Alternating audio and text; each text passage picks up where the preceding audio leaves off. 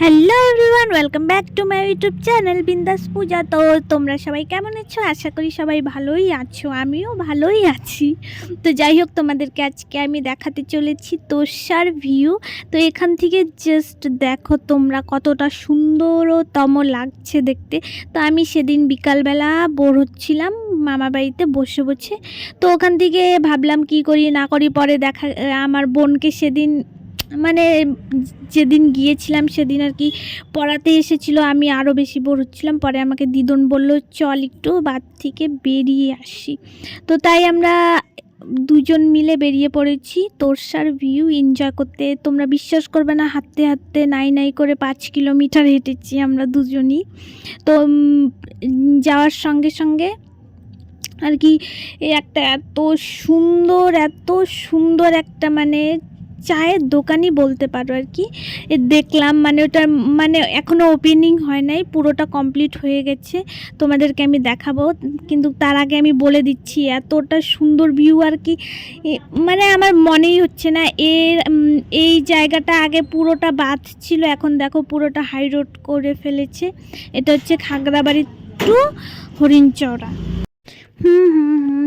জানি তোমরা এই আলিপুর ডিস্ট্রিক্ট বলো আর কোচবিহার ডিস্ট্রিক্টেই বলো, মোটামুটি সবাই চেনে এই জায়গাটা, কারণ এই জায়গাটা ভীষণ ফেমাস একটা জায়গায়। এই মন্দিরটা দেখতে পাচ্ছ, যেটা হচ্ছে গিয়ে খুবই আর কি মান্যত আছে আর কি এই মন্দিরটায়। বেশি কিছু আমি অতটা জানি না।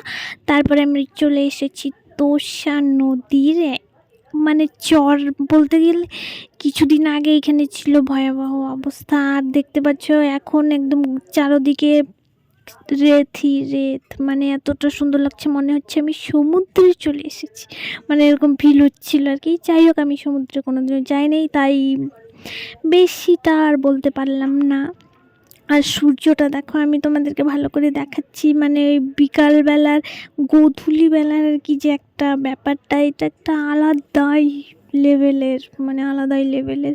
যাই হোক, তারপর যে আমার ঢংটা শুরু হলো, মানে সেই মানে হাই পাওয়ার রেঞ্জের লেভেলের ঢং শুরু হয়েছে আমার।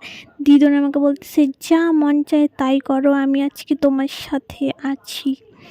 তো যাই হোক, আমি আর কি এখানে ভীষণ এনজয় করতেছিলাম, মানে একা না, আর একা বিষয়টা একটু আলাদাই হয়, মানে লাফিয়ে বেড়াচ্ছিলাম, মানে হাওয়ায় উড়ি যাচ্ছি আমি এরকম আর কি। শাহরুখ খানও পোজ দিয়ে দিচ্ছি আমি, বাপরে বিশাল ব্যাপার। যাই হোক, আমার কথাগুলো শুনে কেউ হেসে ঠেসে গুলগুলায় পড়ো না আবার। যাই হোক, এখানে উড়ে বেড়াচ্ছে আমি পাখনা ছাড়াই, আর আমার দিদন বলতেছে বেশি দূরে যাস না। আর আমাকে দেখো স্নান টান করে আমি সেজে গুজে ধুলাবালি খেলছি, মানে হোলি খেলছি, এরকম অবস্থা।